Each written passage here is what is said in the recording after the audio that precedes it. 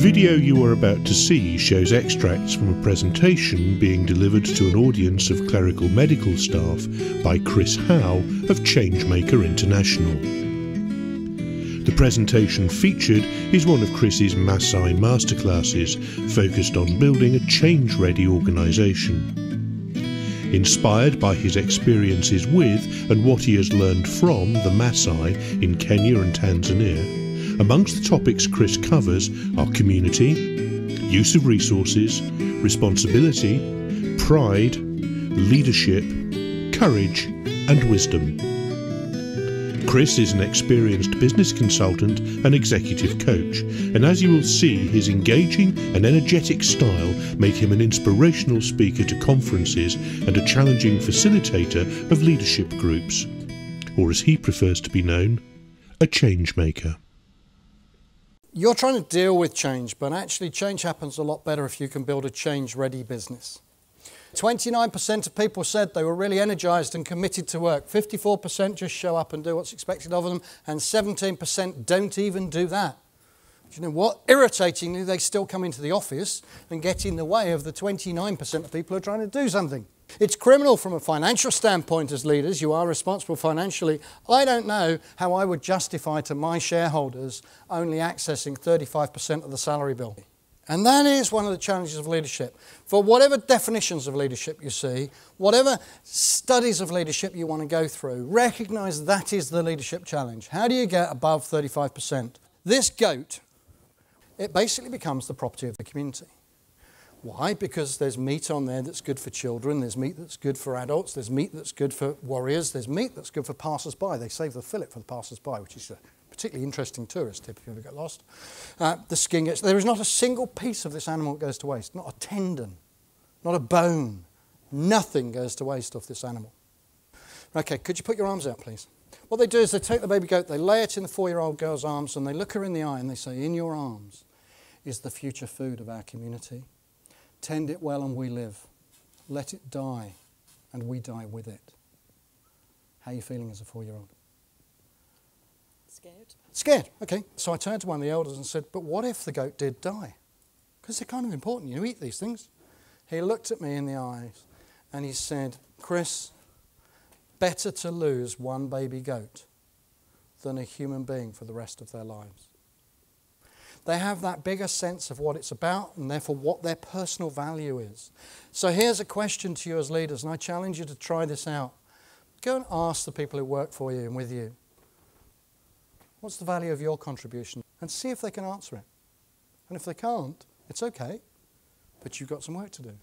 That got me thinking about corporate goats for a start. Now, don't get me wrong, I love Hewlett-Packard and I particularly like their printers. But the Hewlett-Packard printer is, to me, the ultimate corporate goat. Because I wander around companies and they're all over the bloody place. And you go, "Why have you got one?" Well, they have one, so I have one. "Yeah, but why do you need one?" "Well, I used to have to walk 10 feet to get my paper." "No, heaven forbid."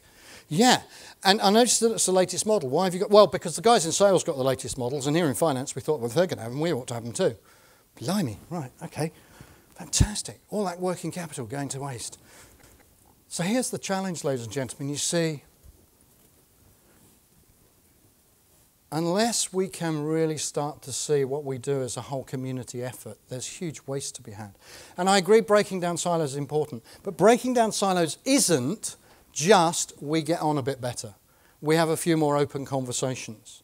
Breaking down silos is saying, what have I got that you need that I can spare at the moment? And even though you're breaking down the barriers, they're still there as silos. They're not one cohesive whole community.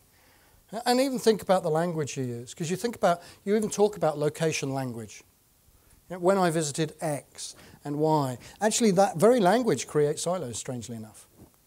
They said, "Chris, if she's not prepared to take responsibility for her own development, why would we ever trust her with 2/3 of our assets?"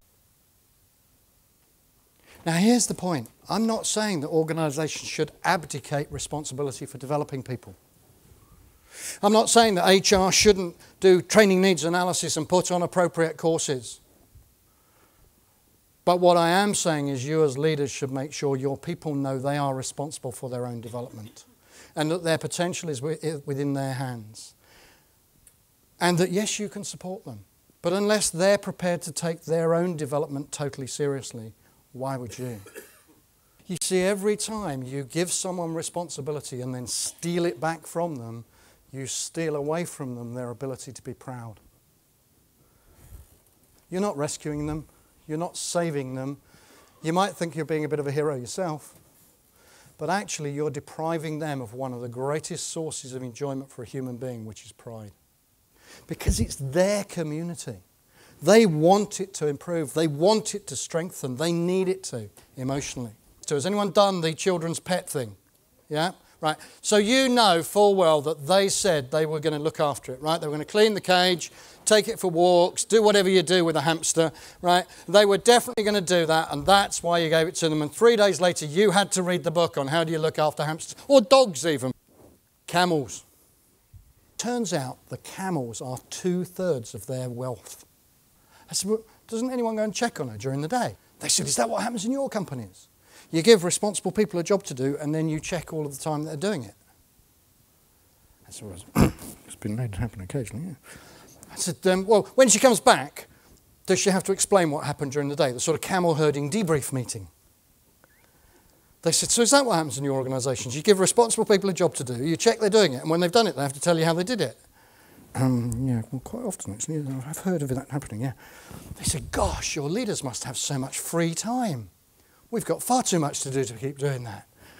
Can you imagine what that would do for industrial remuneration in the UK? Can you imagine what would happen to CEOs who move on? He goes, yes, we are going to give you a big bonus and based on shares, and we'll pay it in 10 years' time when we see what your successor did. Fantastic.